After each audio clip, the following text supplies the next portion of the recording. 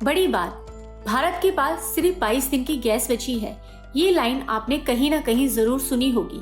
लेकिन सवाल ये है, अगर सच में 22 दिन की एलपीजी बची है तो 23वें दिन क्या होगा? क्या गैस पूरी तरह खत्म हो जाएगी? क्या लोगों के चूल्हे बंद हो जाएंगे? या ये सिर्फ एक अधूरी सच्चाई है? आज हम इसी सवाल का जवाब ढूंढेंगे, शांत दिमाग से, पूरी जानकारी के साथ। 22 दिन की गैस, इसका असली मतलब क्या है?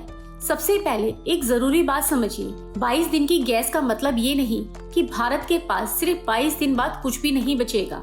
असल में इसका मतलब होता है बफर स्टॉक या रिजर्व सप्लाई।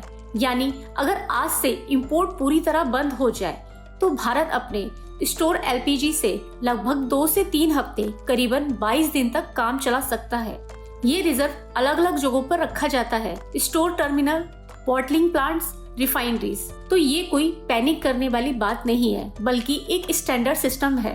अब सवाल ये आता है, अगर ये सब एक स्टैंडर्ड सिस्टम है तो फिर डर क्यों फैल रहा है? अगर ये नॉर्मल है तो लोग पैनिक क्यों हो रहे हैं? तो जवाब है ग्लोबल सप्लाई चेन में डिस्टरबेंस।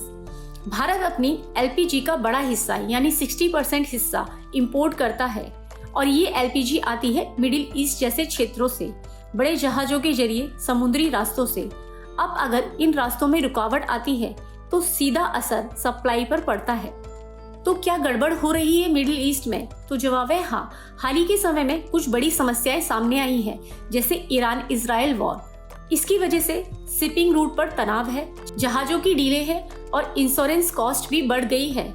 इसका मतलब है एलपीजी का भारत तक पहुंचने में बहुत समय लग रहा है और यही डीले धीरे धीरे शॉर्टेज जैसा महसूस होने लगता है। चेन रिएक्शन, एक छोटी समस्या बड़ा असर। अब समझिए पूरा चेन रिएक्शन। जहाज लेट होते हैं, पोर्ट पर अनलोडिंग डिले होती है, डिस्ट्रीब्यूटर को कम सप्लाई मिलती है और अंत में आपको सिलेंडर देरी से मिलता है।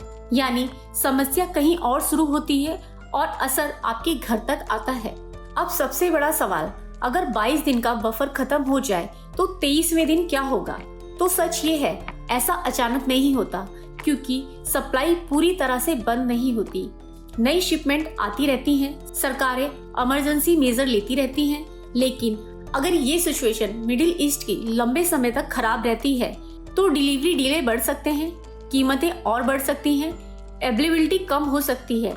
लेकिन पूरी तरह से गैस खत्म होना बहुत रेयर सिनेरियो है। कुछ जगहों पर गैस एजेंसियों पर भीड़ है, डिलीवरी में देरी है, लोगों में चिंता है और सबसे बड़ा फैक्टर पैनिक बाइंग।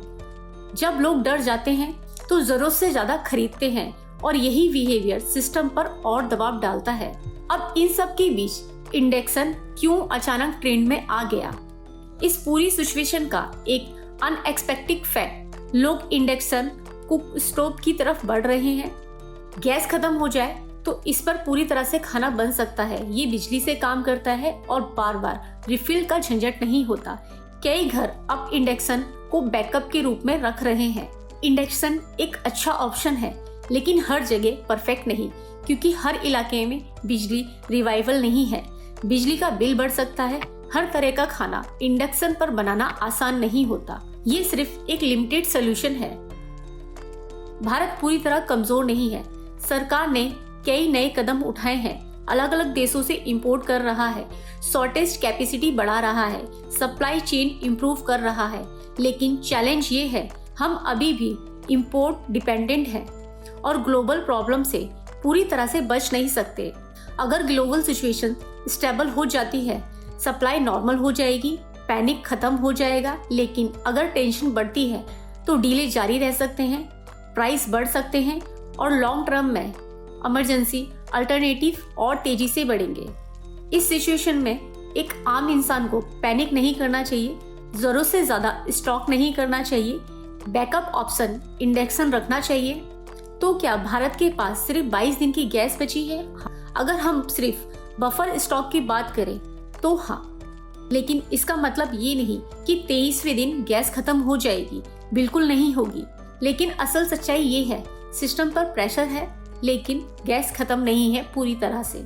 और सबसे बड़ी सीख, हमारी रोजमर्रा की जिंदगी ग्लोबल सिस्टम से जुड़ी हुई है। अगर आपको ये जानकारी यूजफुल लगी हो तो वीडियो को लाइक करें, शेयर करें और चैनल को सब्सक्राइब करना ना भूलें, क्योंकि सही जानकारी ही सबसे बड़ी पावर है। मिलते हैं एक नई वीडियो में नई जानकारी के साथ, तब तक के लिए धन्यवाद।